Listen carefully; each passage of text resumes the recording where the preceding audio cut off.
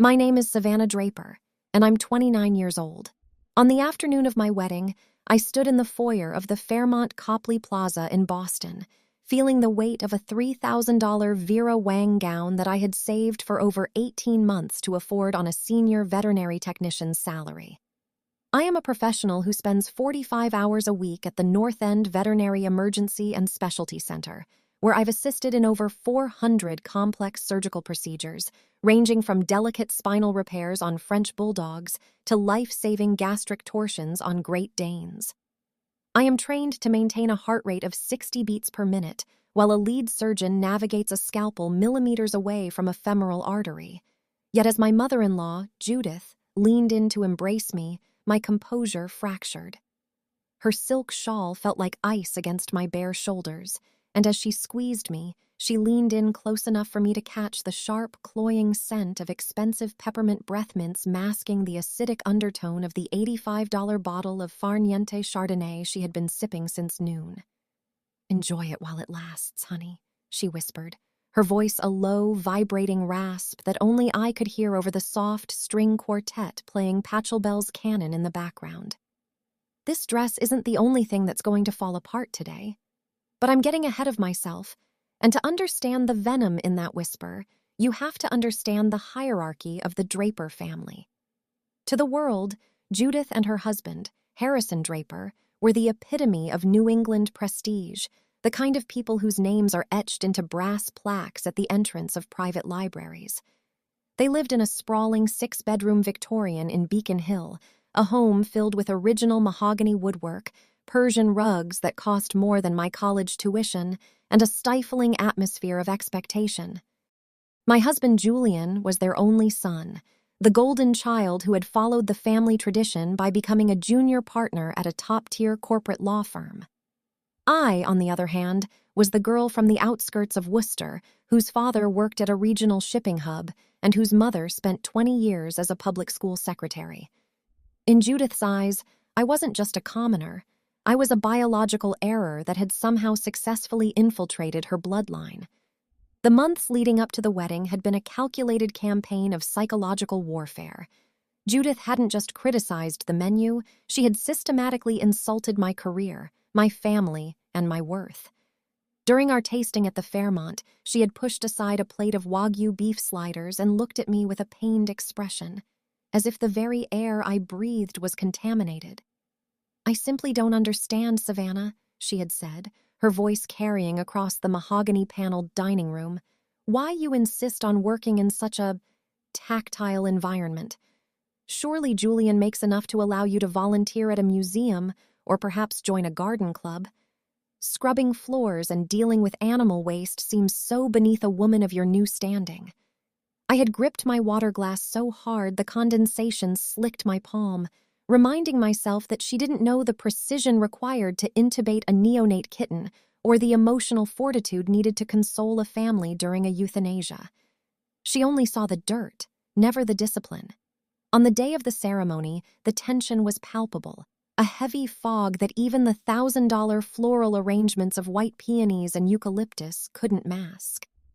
I had spent the morning in a suite on the 5th floor, watching the rain drizzle against the window panes and listening to the distant hum of traffic on St. James Avenue. My bridesmaids, mostly fellow vet techs and childhood friends from Worcester, were buzzing around with glasses of cheap Prosecco, but I remained anchored in a strange, clinical detachment. I checked my reflection in the gilded floor-length mirror, noting the way the lace bodice clung to my ribs.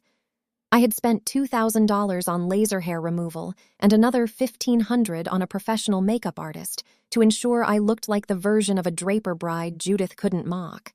But as I walked down the aisle later that afternoon, I realized that no amount of cosmetic perfection could bridge the chasm of class Judith had dug between us. The ceremony itself was a blur of high church traditions and meaningful glances from Julian, who looked stunning in his custom-tailored midnight blue tuxedo. For a few moments, I allowed myself to believe that the war was over. I thought that by saying I do, I had earned my place. But the reception proved that the battle had only moved to a more public stage. The ballroom was a sea of black ties and designer gowns, a gathering of the Boston elite who spoke in hushed tones about hedge funds and summer homes in Martha's Vineyard. My own parents sat at table 4, looking uncomfortable in their off-the-rack attire from Macy's, my father's tie a fraction too wide for current trends, my mother's handbag clutched tightly in her lap like a shield. It was during the transition from the cocktail hour to the formal dinner that Judith cornered me near the grand staircase. The guests were moving toward their assigned tables, the sound of their laughter echoing off the vaulted ceilings. Julian had been pulled away by one of his firm's senior partners to discuss a recent merger, leaving me vulnerable. Judith approached me with a predatory grace, her silver gown shimmering like the scales of a serpent under the crystal chandeliers. She didn't offer a smile. She offered a hug that felt more like a restraint. That was when she whispered the threat about my dress and the day falling apart. She pulled back, her eyes scanning me with a cold, analytical precision that I recognized from the clinic, the look a surgeon gives a terminal patient before delivering the news. She didn't wait for a response. She simply adjusted the pearls at her neck, a vintage strand worth approximately $12,000, and glided away to join her husband at the head table. I stood there, paralyzed for a split second, my mind racing through the possibilities of what she meant. In my line of work, you learn to anticipate the worst-case scenario. When an animal enters the ER with a shattered pelvis, you don't just look at the bone, you look at the vitals, the internal bleeding, the hidden ruptures. I began to scan the room, looking for the hidden rupture Judith had planted. Was it the catering, the guest list, or was it something deeper, something tucked away in the pockets of the man I had just pledged my life to? I found Julian 10 minutes later near the bar, sipping a gin and tonic. He looked happy, his face flushed with the excitement of the day. When he saw me, he reached out and tucked a loose strand of hair behind my ear. "You look incredible, Sav," he said, his voice warm and genuine. "My mother is actually behaving herself for once, isn't she?" I looked at him, searching for any sign of duplicity, any hint that he was in on whatever psychological bomb Judith was preparing to detonate. He seemed oblivious, but I knew from years of monitoring anesthesia that sometimes the most dangerous changes happen silently, undetected until the alarm bells start screaming. I forced a smile and leaned into him, the stiff fabric of his tuxedo jacket rubbing against my cheek. I told him everything was fine, but as we walked toward our table, I noticed Judith watching us from across the room. She was talking to a woman I didn't recognize, a younger woman in a striking red silk dress that stood out like a bloodstain in a room full of muted pastels. The woman was beautiful in a polished, effortless way that suggested private schools and inherited wealth. She laughed at something Judith said, and for a moment her eyes met mine.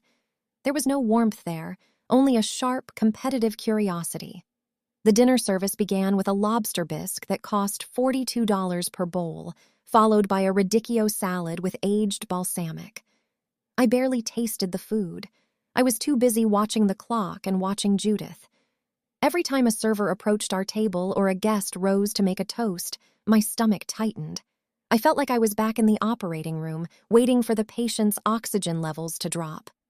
I knew the signs of an impending crisis, the shift in the room's energy, the subtle cues of discomfort. When the music shifted to a more upbeat tempo and the first few couples began to migrate toward the dance floor, I felt a slight reprieve. Maybe she was just trying to rattle me, I thought.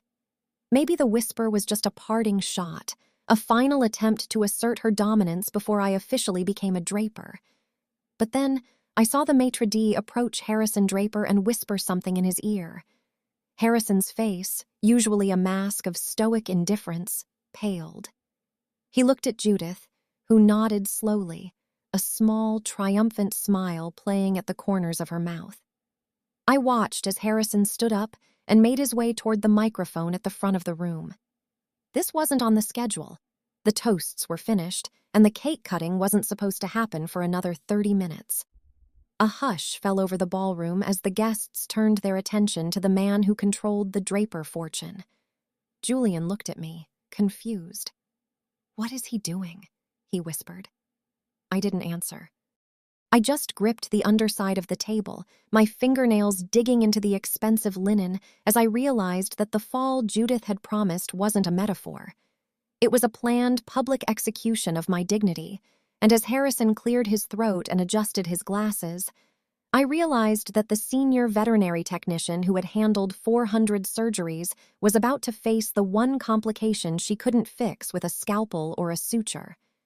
Family isn't just about who you love, it's about who has the power to erase you. And in that moment, under the blinding lights of the Copley Plaza, I realized that Judith hadn't just invited me into her family, she had lured me into a trap where the walls were made of silver and the floor was about to give way. To understand the depth of the disdain Judith felt for me, you have to understand the world I came from. A world that stood in stark, dusty contrast to the polished marble and silent elevators of the Harding legacy. I grew up in a modest ranch-style house in a working-class pocket of Worcester, a home that didn't smell of expensive Joe Malone candles or aged scotch, but instead carried the permanent, comforting scent of fresh sawdust, linseed oil, and the honest, bone-deep exhaustion of manual labor. My father, Lloyd, is a 63-year-old retired master carpenter who spent 40 years frame-lifting houses and custom-building cabinetry for people who would never invite him to their dinner parties. Even today, in his retirement, he still drives his battered 2008 midnight blue Ford F-150, a truck with 210,000 miles on the odometer, a cracked driver's side mirror held together with weather-resistant tape, and a cabin that smells of cedar shavings and old coffee. He is a man of few words but immense sacrifice, and over the last 5 years, he had quietly tucked away exactly $12,450 into a high-yield savings account at the local credit union, sacrificing new tools and much-needed truck repairs to ensure his only daughter had a wedding that didn't feel like a compromise. Every cent of that money represented a literal hour of his life spent under a blistering sun or in a freezing crawlspace, a fact that I carried in my heart like a sacred weight as I walked through the opulent halls of the Fairmont Copley Plaza. On the polar opposite end of the social spectrum were the Hardings, led by the indomitable and perpetually dissatisfied Judith. She resided in a sprawling 4,500-square-foot Georgian colonial in the exclusive enclave of Blackwood Estates, a neighborhood where the lawns are chemically treated to a uniform shade of emerald, and the silence is so heavy it feels like a physical pressure. Her home was a sterile museum of high-end consumerism, curated with a ruthless eye and furnished almost exclusively with Restoration Hardware's Cloud collection and Belgian linen sofas that cost more than my father's entire retirement savings.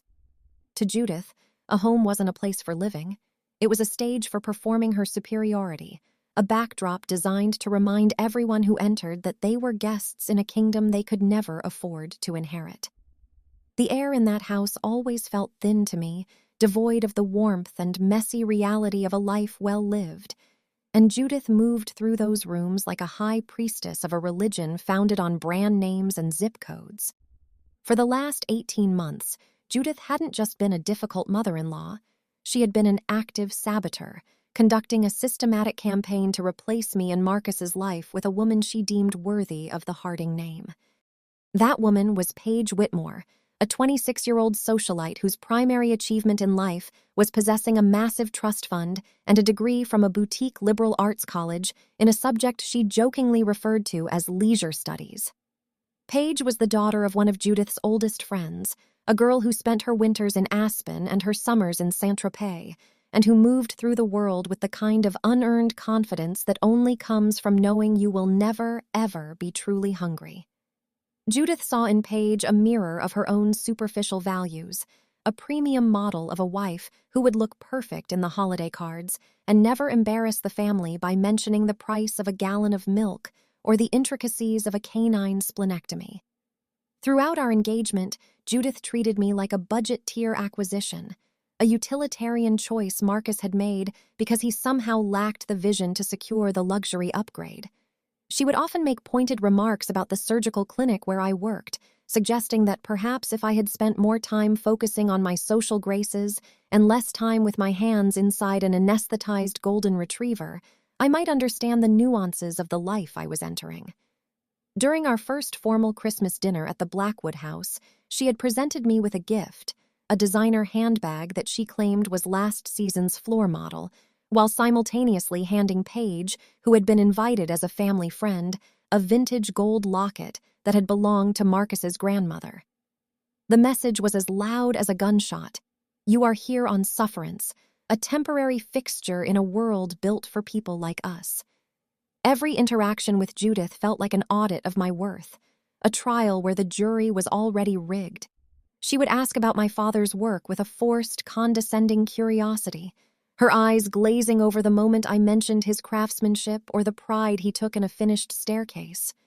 "Oh, how quaint," she would murmur, her voice dripping with a synthetic sweetness that failed to mask the sharp tang of her $85 Chardonnay. It's so important to have a hobby in one's twilight years. I would have to breathe through my nose, counting to 10 in my head just as I did when monitoring a patient's irregular EKG, reminding myself that my father's calloused hands had built more of value in a single day than Judith had in her entire 60 years of existence. She viewed my background not as a source of strength or resilience, but as a stain that needed to be laundered out of Marcus's future, a deficit that she was determined to compensate for by micromanaging every detail of our lives. The comparison between Paige and me was a constant theme in Judith's psychological warfare, a recurring narrative where I was the reliable but dull sedan and Paige was the high-performance Italian sports car. Judith would mention Paige's recent charitable gala or her effortless ability to speak 3 languages, always ending with a sigh and a look at my hands, which often bore the faint, scrubbed-clean marks of my profession. "It's such a shame you're always so busy at that little clinic, Savannah," she once said during a bridal fitting, her reflection in the 3-way mirror looking like a silver-clad specter of judgment. Paige was telling me just yesterday how she's organizing a benefit for the symphony. That's the kind of visibility a man in Marcus's position truly needs in a partner. She didn't want a daughter-in-law, she wanted an accessory, a status symbol she could display at the country club alongside her husband's Rolex and her own collection of Hermes scarves. As the wedding approached, the pressure Judith exerted became almost suffocating, an invisible vice that tightened with every floral arrangement selected and every seating chart drafted. She had fought me on the choice of the Fairmont, not because it wasn't prestigious enough, but because it was a venue my father had insisted on helping to pay for, and she couldn't stand the idea of his sawdust-stained money touching the same surfaces as her refined heritage. She wanted to pay for everything, not out of generosity, but out of a desire for total ownership, a way to ensure that the entire event was a testament to her taste rather than our love. When Marcus and I stood our ground and accepted my father's $12,450, Judith had retreated into a cold, transactional silence that was more terrifying than her outbursts. It was the silence of a predator waiting for the right moment to strike, the calm before a storm that I knew would eventually break over us. I stood in the center of the ballroom, the scent of the peppermint she had breathed into my ear still lingering like a toxic perfume, and I looked at Marcus, who was laughing with his groomsmen, completely unaware that his mother had just declared war on our marriage. I thought about my father sitting at his table, his suit a bit too tight in the shoulders because he had spent more money on my dress than on his own comfort, his rough hands resting on the white linen as he looked at me with a pride that was so pure it hurt to see. I realized then that Judith didn't just hate me for where I came from. She hated me because I represented a reality she couldn't control, a life built on actual work and genuine affection, rather collectively curated appearances. She saw me as the thing that would make the Harding facade fall apart, the glitch in the social software she had spent decades perfecting. And as the music swelled and the guests began to take their seats for the announcement, I felt a cold, hard resolve settle in my chest, a strength drawn from years of managing life and death crises in the operating room. Judith had warned me that the day would fall apart, but she had underestimated the girl who spent her life putting things back together. And as I looked her in the eye from across the room, I knew that if something was going to break today, it wasn't going to be me. The struggle between the daughter of a carpenter and the queen of Blackwood Estates was no longer a quiet Cold War. It was a public confrontation, and as the maitre d' signaled for silence, I prepared myself for the impact, knowing that my worth was measured in more than trust funds and restoration hardware catalogs.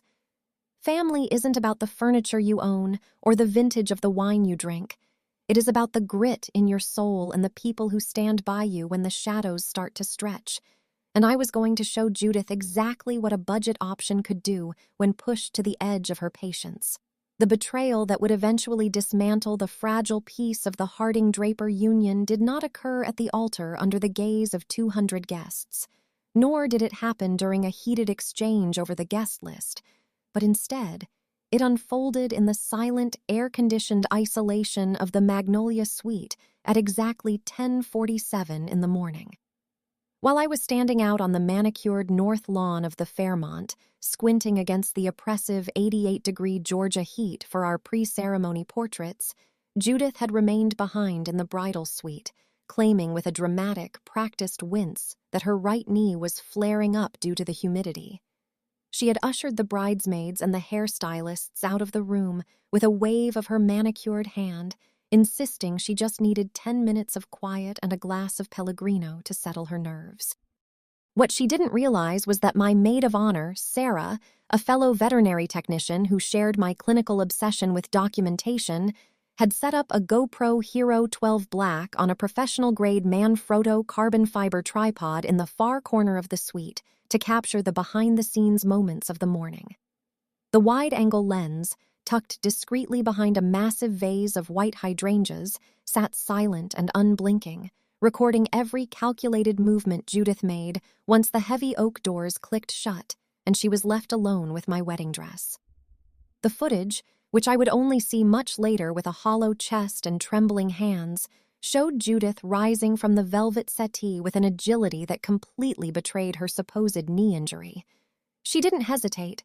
She moved toward the custom-made mahogany valet stand where my $3,400 A-line gown hung, the lace shimmering under the soft glow of the crystal chandelier. She didn't just look at the dress with the passive disdain I had grown accustomed to. She approached it with the cold, methodical intent of a seasoned saboteur. From the depths of her $2,200 black quilted Chanel flat bag, she didn't pull out a lipstick or a compact, but a Dritz brand ergonomic seam ripper with a soft grip handle, a tool designed for delicate repairs, now repurposed for structural destruction. I watched the recording as she reached into the layers of Italian tulle and silk organza, her fingers moving with a precision I had previously only seen in the hands of the senior surgeons at the clinic. She wasn't hacking at the fabric like an amateur. She was performing a reverse surgery, targeting the structural interior stitching that held the bodice to the skirt, the very architecture of the garment. With a heart that must have been as cold as the ice in her Chardonnay, she sliced through 14 inches of the reinforced lining along the lower lumbar and the waistline, carefully avoiding the outer lace so that the damage remained invisible to the naked eye while I was standing still. She knew exactly what she was doing, focusing her efforts on the tension points that would be under the most stress when I moved, sat, or danced. She wasn't trying to ruin the look of the dress for the photos. She was ensuring that the moment I engaged in any dynamic movement, the gown would effectively implode, falling away from my body in a public display of humiliation. As a veterinary technician, I spend my days suturing wounds and ensuring that closures are secure enough to withstand the frantic movements of a recovering animal, so seeing someone use those same principles of tension and structural integrity to create a catastrophic failure was a special kind of psychological torture. She worked quickly, her face a mask of concentrated malice, and once the task was complete, she tucked the seam ripper back into her designer bag, smoothed the lace with a lingering, possessive touch, and returned to the settee just seconds before the flower girls burst back into the room. The sheer calculation of the act was staggering, a testament to how much Judith loathed the idea of me standing as an equal in her family's lineage. She hadn't just attacked a piece of clothing, she had attacked the one thing my father had worked overtime for months to help provide, a physical manifestation of his love and my own hard-earned savings. Every time she cut a stitch, she was attempting to sever the pride I felt in having made it to this moment on my own terms. The heat outside was sweltering, the humidity making my skin feel tacky under the heavy layers of the dress, but I had stayed focused on the photographer's instructions, smiling through the sweat because I believed I was beginning a new life of security and respect. Little did I know that as I was posing among the blooming magnolias, the very fabric against my skin had been transformed into a ticking time bomb, rigged by the woman who had just whispered peppermint-scented threats into my ear. I remember the way the silk felt against my back as I walked back into the hotel, cool and smooth, giving no hint of the structural void Judith had created. I felt beautiful, an emotion I rarely allowed myself in the sterile, high-pressure environment of the surgical suite, but that beauty was a hollow shell. Judith met me at the door of the Magnolia Suite with a tight, synthetic smile, offering me a sip of water and remarking on how the heat seemed to be taking a toll on my glow. She was checking her work, her eyes darting to my waist to see if the lace was holding, looking for any premature sign of the collapse she had engineered. I thanked her, genuinely concerned for her knee, while she watched me with the predatory patience of a hawk watching a field mouse. It is a terrifying realization to know that the person who is supposed to welcome you into their family is actually the one placing the tripwire at your feet. As I sat down to have my makeup touched up, the internal stitching of the gown groaned almost imperceptibly, a sound I mistook for the natural settling of the fabric. I was 29 years old, a woman who had handled aggressive Dobermans and navigated the complexities of emergency triage, yet I was completely blind to the monster sitting 5 feet away from me in a silver designer gown. The sheer craftsmanship of her betrayal was what haunted me the most. It was a quiet, clean, and professional destruction. She didn't use a kitchen knife or a pair of blunt scissors. She used a Dritz seam ripper, a tool of the trade, ensuring that the failure would look like a manufacturer's defect or a consequence of my own body being unsuited for such a high-end garment. She wanted me to feel like I didn't fit, both literally and figuratively, in the world of the Hardings. The clock in the suite ticked toward the ceremony time, each second bringing me closer to the moment of impact. I stood up to allow Sarah to fluff the train, and for a fleeting second, I felt a slight give in the small of my back, a loosening that made my breath hitch. "Is everything okay?" Sarah asked, her hands busy with the tool. I checked the mirror, seeing only the radiant bride I had paid $5,000 to become, and dismissed the feeling as nerves. I told myself that weddings are high-stress environments, that the body plays tricks on you when you're standing on the precipice of a life-changing commitment. But the GoPro in the corner knew the truth.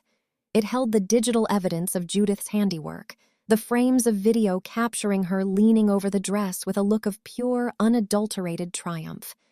She wasn't just a mother-in-law who didn't like me. She was a woman who viewed my existence as a stain on her family's aesthetic, a stain she was prepared to bleach out with public shame. Family is supposed to be the structural interior of your life, the stitching that holds you together when the world tries to pull you apart. But as I prepared to walk toward the man I loved, I was supported by nothing but the grace of a woman who wanted to see me naked and ashamed in front of everyone we knew. The irony of my profession, saving lives by closing gaps, was not lost on me later. I had spent my career ensuring things stayed together, while Judith had spent her morning ensuring I would fall apart. The air in the Magnolia Suite felt heavy with the secret of the severed lining, a physical weight that I couldn't yet identify. I looked at Judith one last time before we headed down to the processional, and she reached out to straighten my veil. Her touch was light, almost motherly, a final layer of deception that made the coming revelation all the more agonizing. This wasn't just a dress falling apart. It was the revelation that some people do not want to be loved. They want to be feared, and they will destroy anything beautiful to maintain their position at the top of a hollow mountain. The 14 inches of missing thread were the beginning of the end, a silent countdown to a disaster that would redefine everything I thought I knew about the woman I was supposed to call Mom.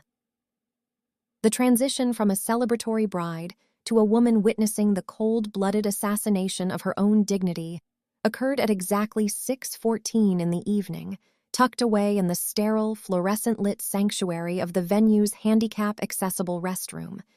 It was a stark, jarring contrast to the velvet-lined opulence of the ballroom, the air here smelling of industrial-strength citrus sanitizer and the faint metallic tang of the plumbing rather than the $85 Chardonnay and expensive peonies that had defined the day.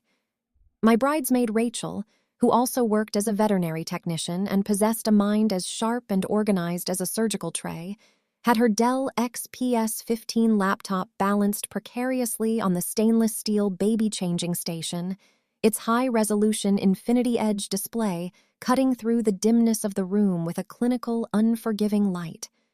I stood there, still encased in the white silk that felt more like a cooling corpse against my skin, and watched the digital playback of the GoPro footage Sarah had retrieved from the Magnolia suite. On the screen, the image was steady and terrifyingly clear, capturing the moment Judith moved with the predatory grace of a viper toward my $3,400 Vera Wang gown. I saw the clean silver flash of the Dritz brand ergonomic seam ripper gripped in her manicured hand, a tool of creation repurposed for a calculated act of structural sabotage, and I watched as she methodically unzipped the very soul of my wedding day. I didn't cry, which was perhaps the most frightening part of the entire ordeal.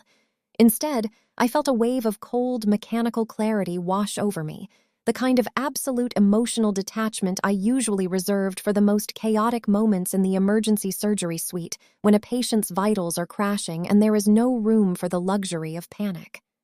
My heart rate, which should have been skyrocketing, remained eerily steady as I observed Judith's face on the monitor, noting the way her lips were pulled back in a tight, triumphant snarl as she sliced through 14 inches of the interior waist-stitching.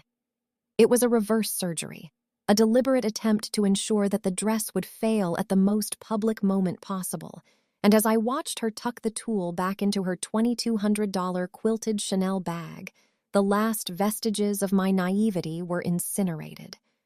I looked away from the glowing screen and turned to face my own reflection in the oversized, silver-flecked mirror above the sink, staring at the woman I had become in the pursuit of Julian's love and his family's acceptance.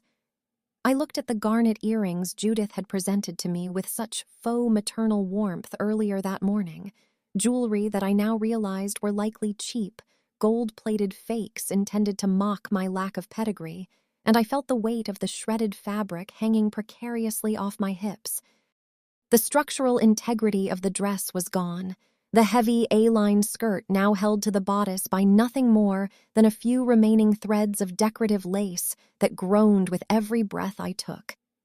It was a metaphor for my entire relationship with the Hardings, a beautiful facade hiding a hollowed-out interior that had been sabotaged from within by the very person who claimed to be guarding the family legacy. I reached over to the brushed chrome dispenser, pulled out a single rough brown paper towel and used it to meticulously wipe a small smudge of Ruby Woo lipstick from my front teeth, my hands perfectly still. In that moment, the realization hit me with the force of a physical blow. Judith hadn't just attacked a piece of expensive fabric or a designer label. She had personally and violently attacked my father's 2,000 hours of grueling overtime in the sawdust and the heat, and she had attacked Julian's fundamental right to choose his own life. She had treated my father's $12,450 sacrifice as something to be dismantled for sport, a budget-tier annoyance that she could simply rip apart to prove her dominance in the Blackwood Estates hierarchy. The benefit of the doubt, that soft, forgiving cushion I had been trying to place under Judith's feet for 18 months, was officially dead, replaced by a hard, unyielding resolve that felt like surgical steel. I thought of my father, Lloyd, sitting out there in the ballroom in his off-the-rack suit, his calloused hands likely resting on the fine linen tablecloth as he watched the door for my return, unaware that the woman he had just toasted was a monster who viewed him as a biological error. Every stitch she had ripped was a slap in his face, an insult to every cabinet he had built and every truck repair he had delayed to make this day happen for me. I felt a surge of protective rage that was so intense it bordered on the physical, a primal instinct to defend the man who had spent his life building things up while Judith spent hers tearing them down. Rachel stood beside me, her hand resting on the Dell laptop as she watched me, her surgical tech brain already calculating the time we had before the grand entrance and the inevitable collapse of the garment. "Savannah, we can pin it," she whispered, her voice tight with a mixture of fury and professionalism as she reached into her bag for a kit of heavy-duty safety pins. "We can reinforce the waist from the inside. It won't be pretty under the lace, but it'll hold." I looked at her, and then back at the screen where Judith was now smoothing the lace of the dress with a lingering, possessive touch that made my skin crawl. "No," I said, my voice sounding strange and distant, like I was speaking from the bottom of a deep, cold well. "We aren't going to just pin it back together and pretend this didn't happen. If Judith wanted a show, if she wanted to see the moment the budget option fell apart, I was going to give her a performance she would never forget. But it wasn't going to follow her script. I was a senior veterinary technician who had navigated 400 surgeries. I knew exactly how to manage a catastrophic rupture, and more importantly, I knew how to expose the source of the infection. My name is Savannah Draper, and I am the daughter of a man who knows the value of a solid foundation. And as I stood in that restroom, I felt the shift in the atmosphere, the transition from victim to protagonist. The 14 inches of missing thread were no longer a weakness. They were a roadmap to the truth. I leaned over the laptop one more time, memorizing the timestamp on the footage, 10:47 a.m., and the way the light caught the silver of the seam ripper. I could see the brand name Dritz clearly on the handle, a detail that felt like a gift from the universe, a specific, undeniable piece of evidence that linked the destruction directly to the woman currently holding court at the head table. My mind began to work through the logistics of the next hour, plotting the sequence of events with the same precision I used when setting up an IV drip or calculating a dosage of anesthesia. I wasn't just a girl in a ruined dress anymore. I was a witness to a crime of the spirit, and I was going to ensure that the jury of 200 guests saw exactly what Judith Harding was capable of when she thought no one was watching. The humidity of the Georgia evening was pressing against the windows of the hotel, and I could hear the muffled thump of the bass from the ballroom. The string quartet had been replaced by a high-end DJ who was likely charging $500 an hour to provide the soundtrack to my planned humiliation. I reached back and felt the gap in the lining, my fingers tracing the jagged edge where the blade had passed through the silk, and I felt a strange sense of gratitude for the GoPro in the corner. Without that silent, wide-angle witness, I might have spent the rest of my life wondering why the dress had failed, blaming my own body or the quality of the craftsmanship, just as Judith intended. She wanted me to carry the shame of the collapse, to let the failure define me in the eyes of Julian's peers. But she had underestimated the technical proficiency of the people she looked down upon. She didn't realize that we live in a world of documentation, of data, and of surgical-grade honesty. As I straightened my shoulders, I felt the safety pins Rachel was starting to thread through the inner lining, but I stopped her hand.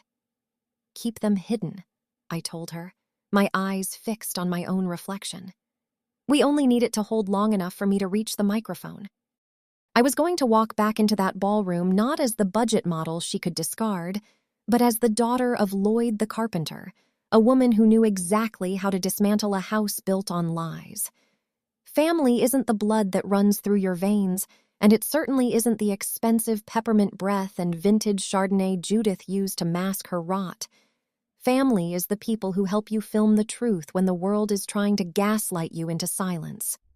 I thought of the 88-degree heat outside and the way the sun had felt like a blessing during the photos, and I realized that the warmth was a lie too. The only thing that was real was the cold, hard clarity of the betrayal and the 14 inches of severed thread. I took one last deep breath, the movement causing the lace of the Vera Wang to stretch to its absolute limit, and I nodded to Rachel. "Close the laptop," I said. It's time for the grand entrance. The woman in the mirror didn't look like a victim anymore. She looked like a surgeon about to make the first incision in a very difficult, very necessary operation. Judith had warned me that the day would fall apart, and she was right.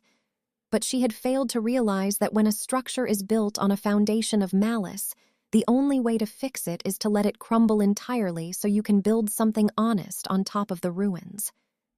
I turned toward the door, the garnet earrings catching the light one last time, and I stepped out of the restroom and back into the lion's den, ready to show the Hardings exactly what happens when you try to rip the seams of a woman who knows how to sew them back together with fire. I did not head for the DJ booth to cause a scene, nor did I storm the head table to tear the $85 glass of Chardonnay from Judith's manicured hand. Instead, I sought out Marcus, finding him near the buffet line where he was politely nodding at a story being told by one of his father's law firm associates. I leaned in, my voice a flat, clinical monotone that signaled an immediate emergency, and told him we needed to speak in private right now, leading him away from the swell of the music and the clinking of silverware toward the back of the Fairmont service corridor. We retreated into the hotel manager's office, a cramped 12-by-12-foot room that sat in jarring contrast to the ballroom's opulence, smelling of stale Folgers coffee, industrial carpet cleaner, and the hot, metallic scent of laser printer toner. The walls were lined with mundane filing cabinets and a corkboard pinned with staff schedules, a stark utilitarian reality where the air was thick with the hum of a desktop computer and the muffled vibration of the party we were supposed to be hosting. I sat him down in a creaky faux leather swivel chair and placed Rachel's Dell XPS 15 laptop on the desk between us, its bright screen illuminating the shadows of the small room as I queued up the GoPro footage from the Magnolia suite.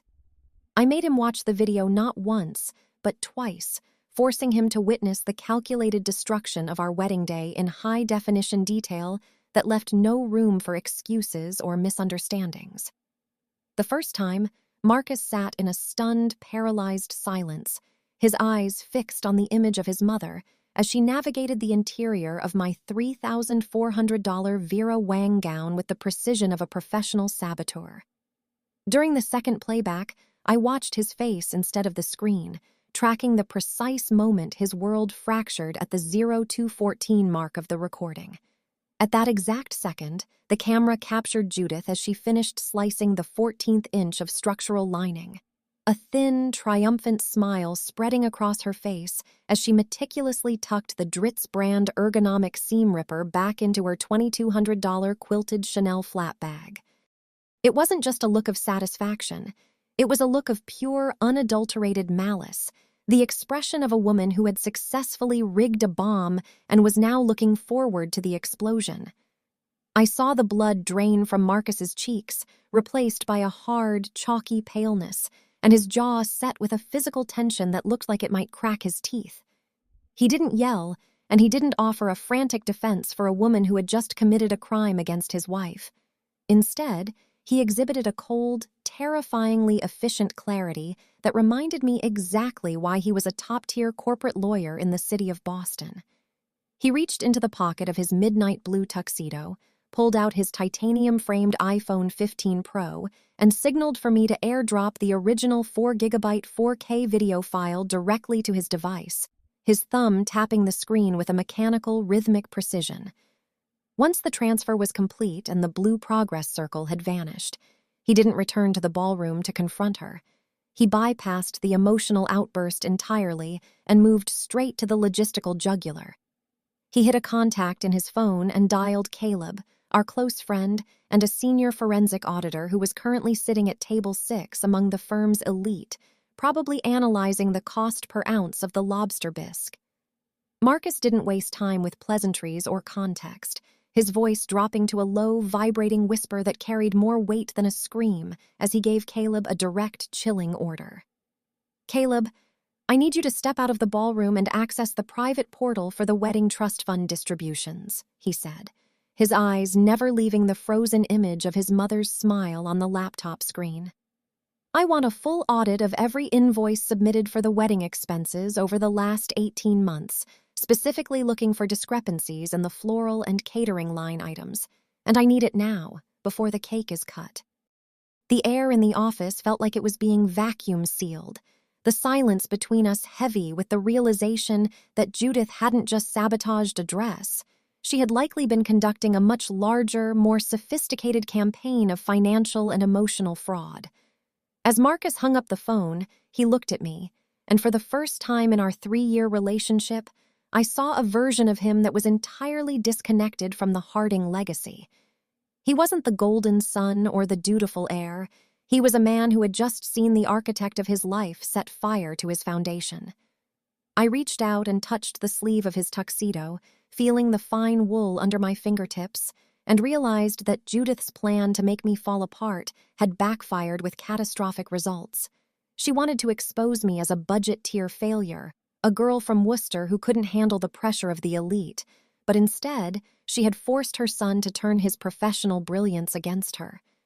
Marcus stood up, his height dominating the small room, and he straightened his silk tie with a hand that was finally remarkably steady. My name is Savannah Draper, and I spend my life in surgical suites where we identify the infection and cut it out before it kills the host.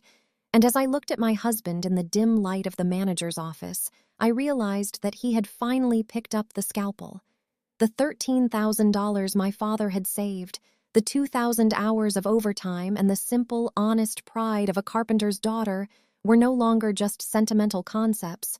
They were the fuel for a fire that was about to consume the Harding name. We weren't just going back into the ballroom to finish a party. We were going back to preside over a reckoning that would be documented in bank statements and high-definition video. Family isn't the person who signs the checks or keeps the secrets. Family is the person who stands in a 12-by-12 room smelling of stale coffee and chooses the truth over the inheritance. Marcus opened the door for me, his hand resting firmly on the small of my back, right where the severed lining of my dress had been pinned by Rachel's quick-thinking hands. The music from the ballroom drifted down the hallway, a lively jazz standard that felt grotesque in the face of what we now knew. I could feel the tension in the fabric of my gown, the lace straining against the temporary repairs, but for the first time all day I didn't care if the dress fell apart.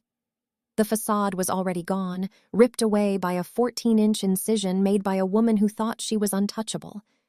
As we walked back toward the lights and the cameras, I looked at Marcus's profile, seeing the cold, analytical gaze he used when dismantling a hostile takeover. And I knew that Judith's peppermint-scented whisper about things falling apart was about to become a self-fulfilling prophecy. She had invited us into a world of polished surfaces and deep-seated lies, but she had forgotten that I was the daughter of a man who built things to last, and my husband was a man who knew exactly how to litigate a betrayal.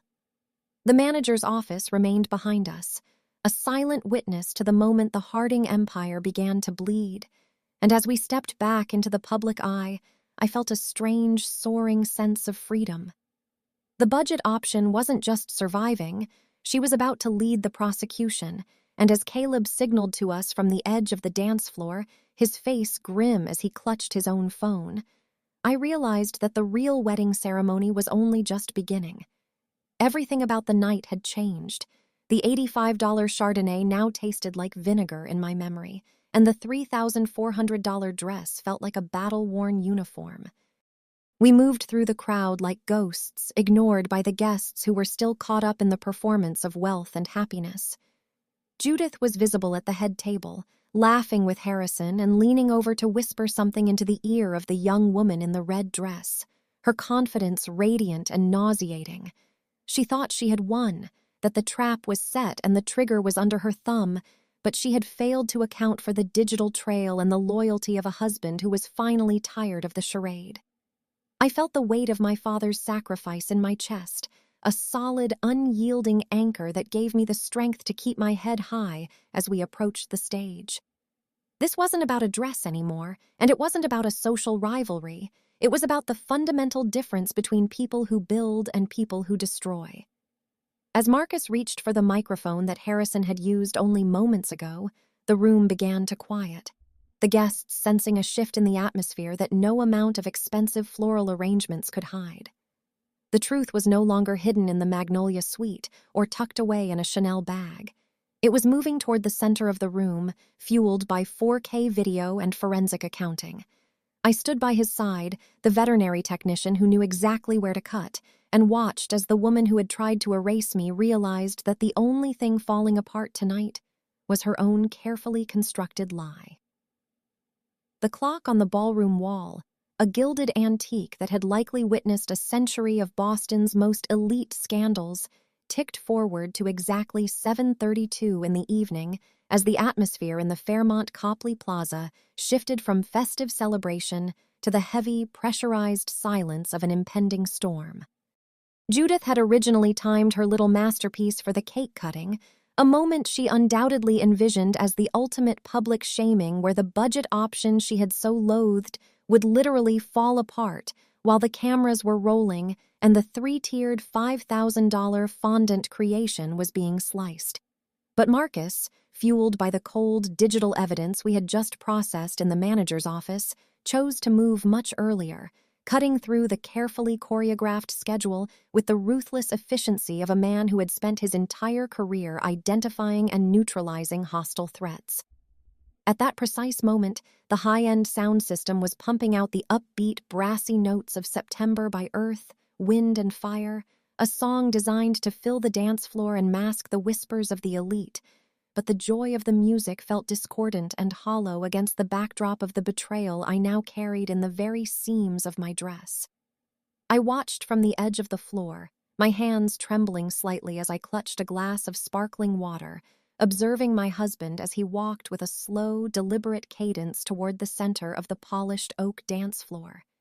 His black Cole Haan leather Oxfords, polished to a mirror shine that reflected the amber glow of the crystal chandeliers, made a sharp, rhythmic clicking sound that seemed to cut right through the funk bass line, a sound of authority that demanded attention before he had even uttered a single word. He didn't wait for the DJ to introduce him, and he didn't politely ask the wedding coordinator for the microphone. He simply reached out and took it from the stand near the band's riser, his movements possessing a clinical, jagged edge that made the nearby guests falter in their dancing. The music didn't stop immediately, creating a strange, surreal soundscape where the lyrics about dancing in September clashed with the predatory silence radiating from the man in the midnight blue tuxedo. Marcus didn't look at the crowd and he didn't look at me. Instead, he turned his head slowly toward table 4, the designated power table where Judith was currently ensconced with the Whitmores, the family of the girl she had spent 18 months trying to install in my place. Judith was sitting there with a posture that was impeccably straight, a portrait of New England grace as she sipped a glass of San Pellegrino with a precisely sliced lime wedge, her silver gown shimmering like moonlight on a frozen lake. She looked triumphant, a small, knowing smirk playing at the corners of her mouth as she checked her watch, clearly counting down the minutes until the structural failure she had engineered would force me to flee the room in disgrace. She was a woman waiting for the punchline of a joke she had been writing since the day I first stepped foot in Blackwood Estates, and her eyes were fixed on the waistline of my Vera Wang, waiting for the first sign of the lace giving way to the 14-inch void she had created with her Dritz seam ripper. But as Marcus raised the microphone to his lips, the expression on his face wasn't one of the hot, impulsive anger she might have expected or even been able to manipulate. Instead, he looked at his mother with the absolute, chilling detachment of a laboratory scientist observing a specimen under a microscope. It was a look I recognized from the most difficult cases at the surgical clinic, the way a lead surgeon looks at a tumor that has grown too large to ignore, a combination of intellectual curiosity and the grim necessity of removal. The DJ finally caught the cue and faded the music into a low, buzzing hum, and the silence that rushed into the ballroom was so thick it felt like it might drown us all. 200 guests, representing the pinnacle of Boston's legal and financial circles, froze in place, their conversations dying mid-sentence as they realized that the golden sun was about to deviate from the script. I could see my father, Lloyd, at the periphery of my vision, his face a mask of confusion as he leaned forward in his chair, his rough, carpenter's hands gripping the edge of the table as he sensed the shift in the room's foundation. Marcus cleared his throat, the sound echoing through the vaulted ceiling and bouncing off the mahogany paneling with a clarity that made Judith's hand pause midway to her lips. He didn't start with a joke, and he didn't thank the guests for coming. He simply stood there, a solitary figure under the spotlight, and the weight of the iPhone 15 Pro in his pocket seemed to radiate a cold, digital heat. I am Savannah Draper, a woman who has spent her life in the service of healing and repair, and as I stood there in my sabotage dress, held together by nothing more than a few tactical safety pins and the sheer force of my own will, I realized that I was witnessing the exact moment a legacy begins to crumble. Judith had spent decades building a house of cards made of brand names, trust funds, and restoration hardware furniture, and she had genuinely believed that a girl from Worcester with sawdust in her heritage was too weak to blow it down. She had underestimated the fact that while she was studying social graces and the vintage of Chardonnay, I was studying anatomy, physiology, and the precise way things break when they are under too much tension. The light from the chandelier caught the silver of the garnet earrings Judith had given me, those likely fake pieces of jewelry that were supposed to be a symbol of my entry into her world. And I felt a surge of pride that I wasn't her. I wasn't a woman who needed to destroy someone else to feel whole, and I wasn't a person who viewed my son's happiness as a transactional asset to be traded for social standing. Marcus adjusted the microphone, his grip steady and professional, and for a heartbeat he looked at me.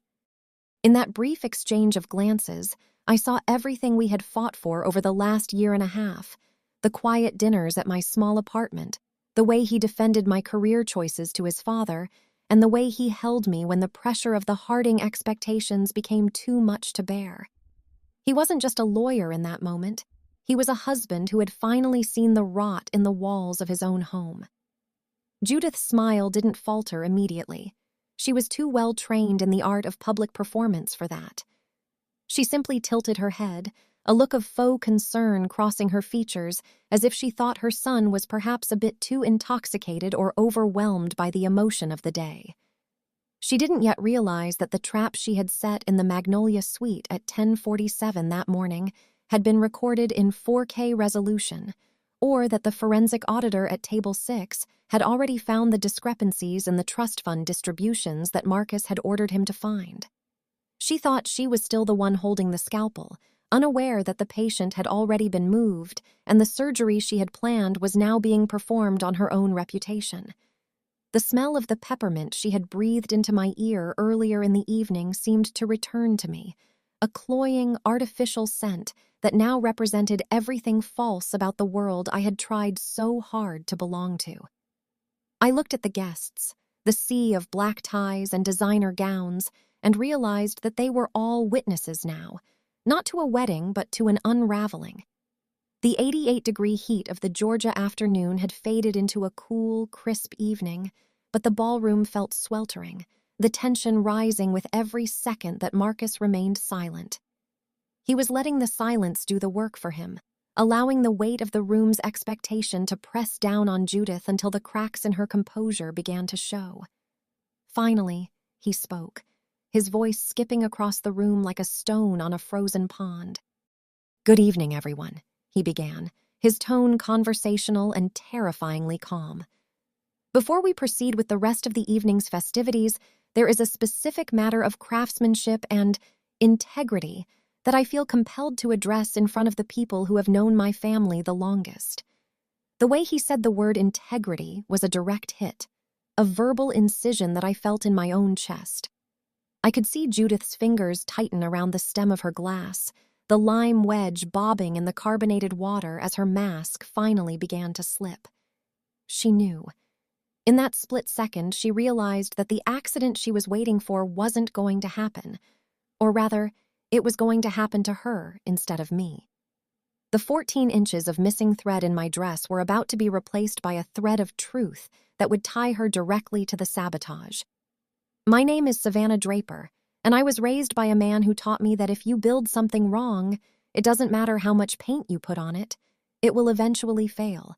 Judith had spent her life painting over the cracks in her character with $85 bottles of wine and elite social connections, but the foundation was made of sand, and Marcus was about to let the tide in. As he took a breath to continue, I felt the safety pins in my waist hold firm, a small, hidden victory that meant more to me than the $3,400 price tag of the gown. We weren't just surviving the night, we were reclaiming the narrative from a woman who thought she could buy the truth and rip apart the lives of anyone who didn't fit her aesthetic. The real show was starting, and for the first time since I arrived at the Fairmont, I wasn't afraid of the fall. I was ready for the reconstruction. The silence that followed Marcus's first few words was not merely a lack of noise, but a heavy, vacuum-sealed pressure that seemed to suck the very oxygen out of the Fairmont Copley Plaza's grand ballroom. Standing there, I felt the cool draft from the high-velocity HVAC system hitting the back of my neck, where the 14 inches of severed silk lining and the jagged edges of my ruined Vera Wang gown were currently being held together by the desperate, hidden safety pins Rachel had applied in the handicap-accessible restroom.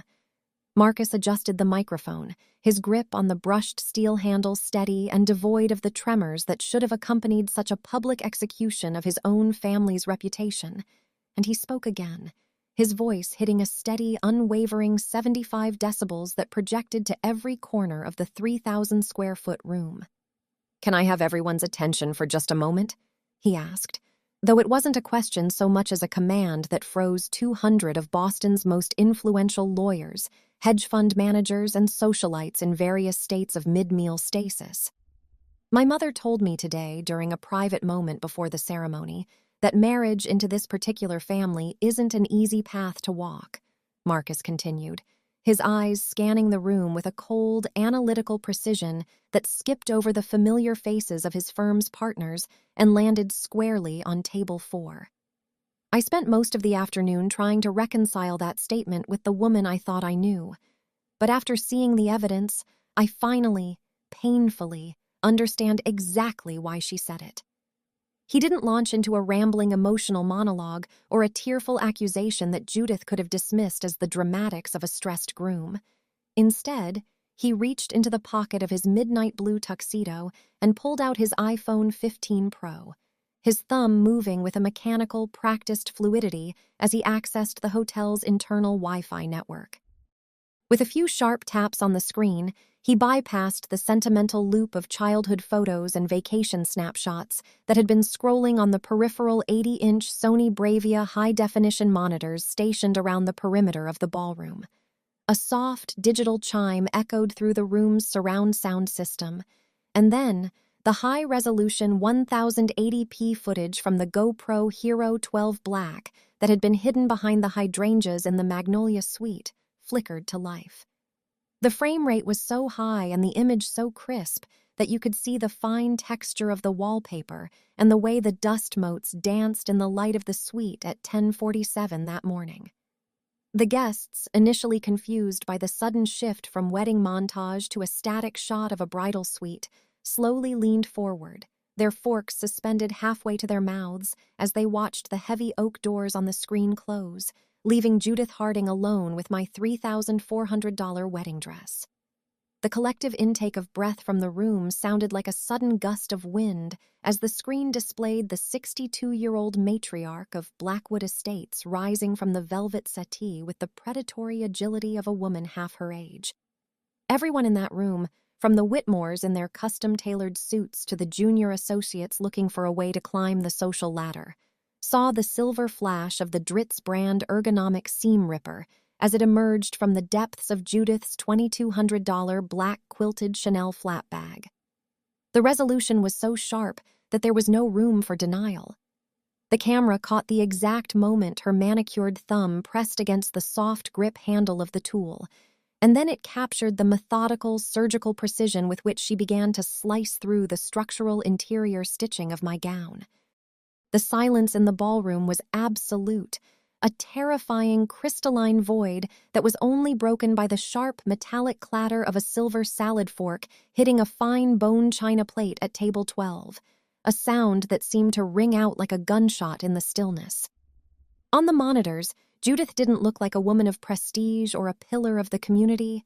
She looked like a common vandal, her face contorted into a tight, focused snarl of malice as she systematically unzipped the very architecture of my father's $12,450 sacrifice. I watched the screens, and then I turned my gaze toward the head table, where Judith sat paralyzed, her hand still clutching the stem of her glass of San Pellegrino as if it were a life preserver.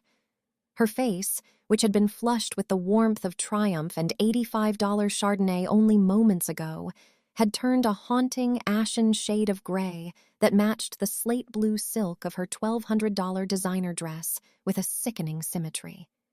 She looked like a statue carved from cold ash, her eyes wide and glassy, as she watched her own betrayal play out in a loop for the very people whose opinions she valued more than her own son's happiness. Beside her, Harrison Draper looked as though he had been struck by a physical blow, his face pale and his jaw hanging slightly slack as he realized that the quiet, respectable dignity of the Draper name was being incinerated in real time. The contrast was staggering. The Judith on the screen was a woman of calculated violence, destroying a young woman's most important garment out of a sense of unearned superiority, while the Judith at the table was a woman whose entire world was collapsing into the 14-inch void she had created with a piece of sharpened steel. The video reached the mark of 0214, the exact moment Judith finished her sabotage and smiled, a small, dark, and utterly triumphant curve of the lips, before tucking the seam ripper back into her Chanel bag and smoothing the lace with a lingering, possessive touch. That smile was the final nail in the coffin of her public persona, a piece of evidence so damning that even her oldest friends at table 4 began to physically recoil, shifting their chairs away from her as if she were suddenly contagious. Marcus stood in the center of the dance floor, the blue light from the monitors reflecting off the sharp planes of his face, looking less like a groom and more like a prosecutor delivering a closing argument. My name is Savannah Draper, and I spent years learning how to read the vital signs of animals who couldn't tell me where they were hurting. But in that moment, I didn't need a medical degree to diagnose the rot in that room. The 14 inches of missing thread in my dress were no longer a hidden shame. They were a public indictment, a testament to the fact that the most dangerous predators don't always live in the wild. Sometimes they live in 4,500 square foot colonials in Blackwood Estates and shop at Restoration Hardware. The weight of the silence continued to press down on us, a heavy, suffocating blanket that Judith seemed unable to breathe through. She looked at Marcus, and for a second, I saw a flash of the old Judith, the woman who believed she could manipulate any situation with a sharp word or a display of wealth.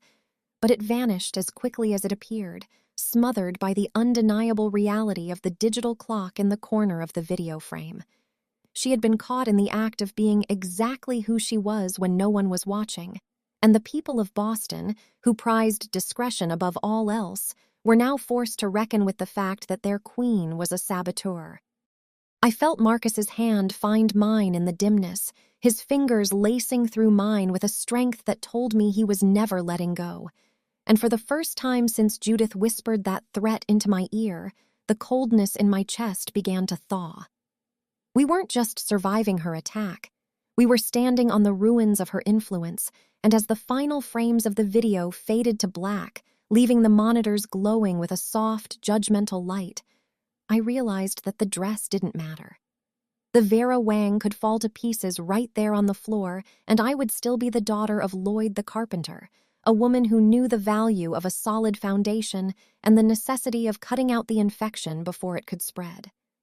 The guests began to whisper now, a low, buzzing sound like a disturbed hive of bees, their eyes darting between the monitors, the head table, and the couple standing in the center of the room. Judith tried to stand, her silk dress rustling with a sound like dry leaves, but her knees seemed to give way, and she sank back into her chair, her gaze fixed on the tablecloth as if she were trying to find a way to disappear into the linen.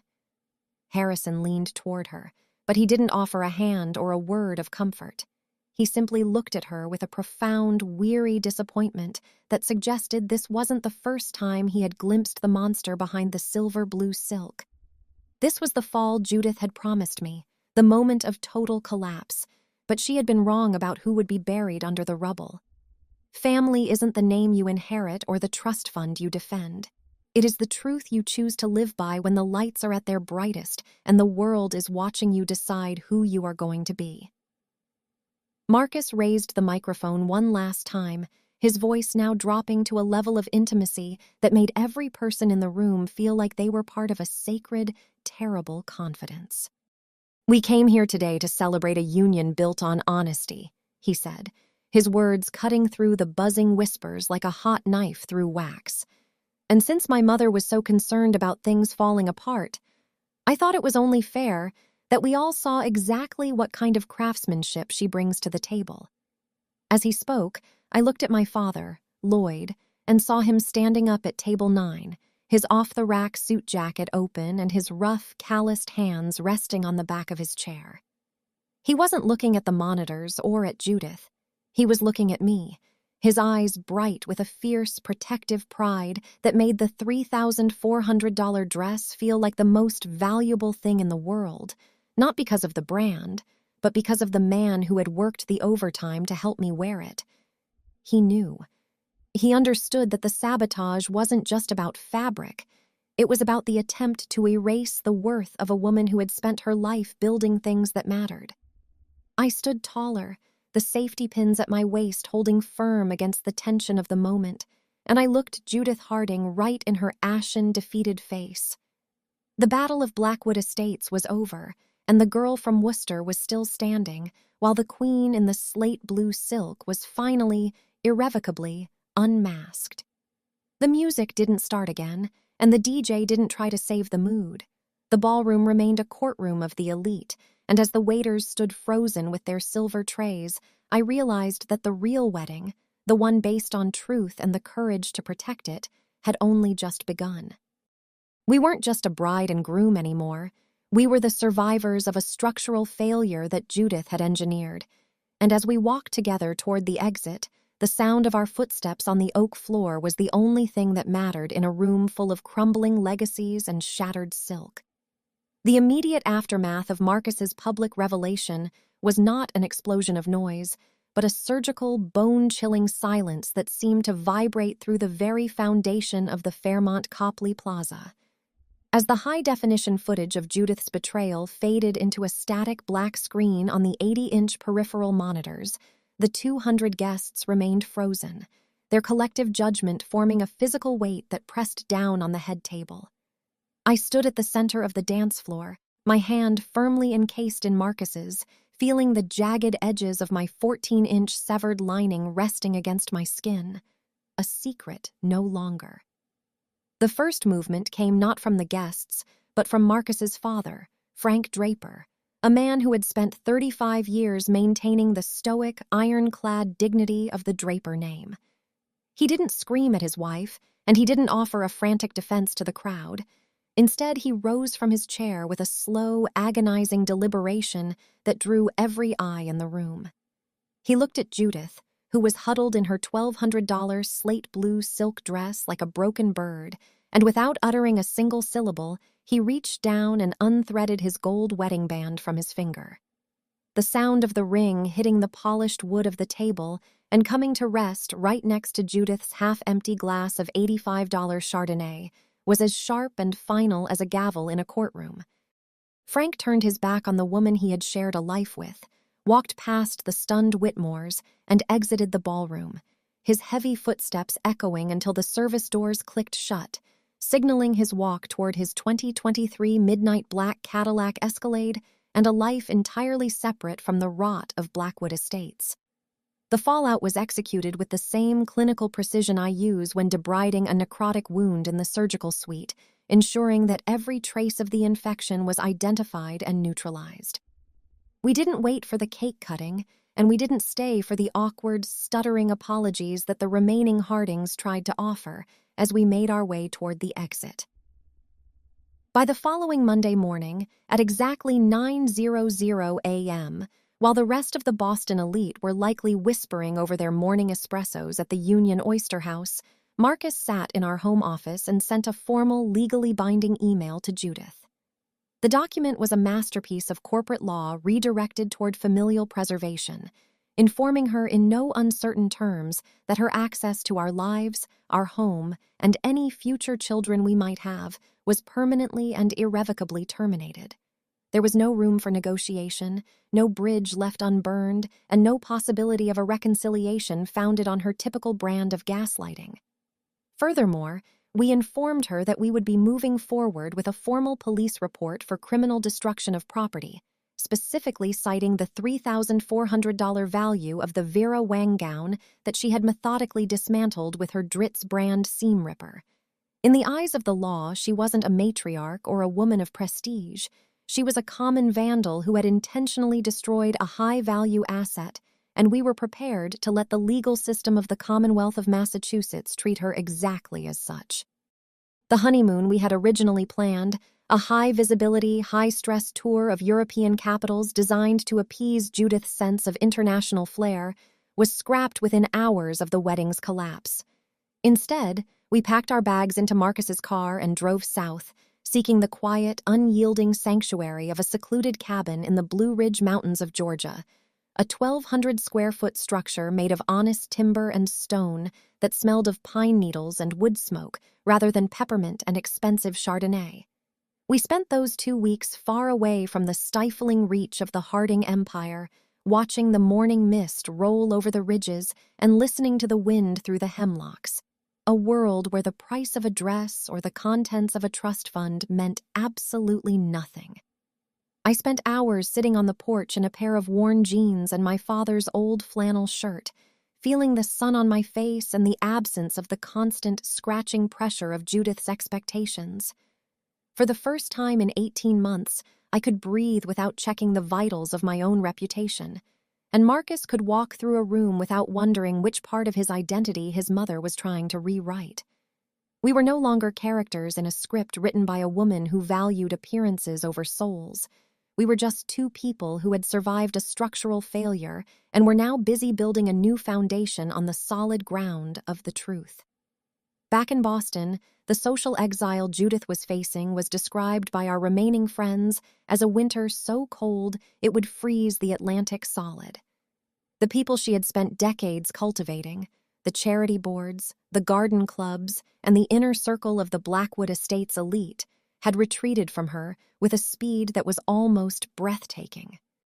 To them, Judith's crime wasn't just the destruction of a dress, it was the unforgivable sin of being caught, the public exposure of the malice they all worked so hard to hide behind their polished mahogany doors.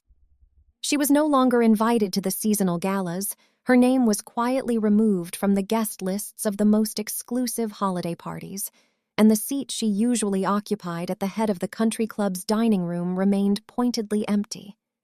She had tried to make me the cautionary tale, the girl who didn't fit and who fell apart under the weight of the Draper name, but she had instead become the primary example of how a life built on cruelty and superficiality eventually consumes itself. She remained in that 4,500-square-foot colonial, surrounded by her restoration hardware furniture and her Belgian linen sofas, a queen with no subjects and a mother with no son, left to contemplate the 14 inches of thread she had cut and the infinite distance it had created between her and the people who actually loved her. My name is Savannah Draper, and I have spent my career as a senior veterinary technician learning that sometimes, to save the body, you have to be brave enough to amputate the toxic limb. It is a violent, painful process that leaves a scar, but it is the only way to ensure that the heart keeps beating and the rest of the organism can thrive. I think of my father, Lloyd, and the $12,450 he saved over 5 years, and I realize now that his gift wasn't just the money or the dress. It was the reminder that honest work and genuine love are the only materials that can withstand a storm. The $3,400 Vera Wang still sits in a garment bag in the back of my closet, shredded and ruined, but I keep it there as a trophy of the day I stopped trying to be someone else's premium model and started being my own person. It is a reminder that the things Judith tried to use to destroy me, my background, my profession, and my father's sawdust-stained hands, were actually the very things that made me unbreakable. Family isn't the blood that shares your DNA or the name on a legal trust. Family is the people who stand with you in the manager's office at 6:14 p.m. and help you look at the truth without blinking. Marcus and I are building a life now that Judith would never understand. A life where we value the precision of a surgical suture and the integrity of a well-built cabinet more than the vintage of a wine or the prestige of a zip code. We have found a small farmhouse on the outskirts of the city, a place with enough land for a garden and a workshop where my father can spend his weekends teaching Marcus how to build things that are meant to last for generations. The air here is clear, and the only peppermint I smell is the wild herb growing near the creek, a scent that is fresh and clean and belongs to no one but the earth. The Harding Empire is a distant, fading memory, a collection of hollow buildings and bitter people that we have left behind in the rearview mirror of our lives. We have learned that the most important part of any structure isn't the paint on the walls or the furniture in the rooms. It is the strength of the hidden stitches, the integrity of the beams, and the courage of the people who live inside to tell the truth, even when the world is waiting for them to fall apart. As I look at Marcus now, sitting across from me with a cup of coffee and a map of our new property spread out on the table, I see a man who has finally found his own voice. He is no longer the golden child or the junior partner in someone else's legacy. He is a husband, a protector, and a man who knows that the most expensive thing you can ever own is your own dignity. We have cut the toxic limb away, and though the wound was deep, the healing has begun, leaving us stronger in the places where we were once broken. The 14th inch of missing thread was not the end of my story. It was the beginning of a narrative where I am the one holding the needle, and I am sewing a life that is honest, resilient, and entirely my own. Family is who stays when the lights go out and the truth comes out, and as the sun sets over our new home, I realize that I am surrounded by the only people who ever truly mattered.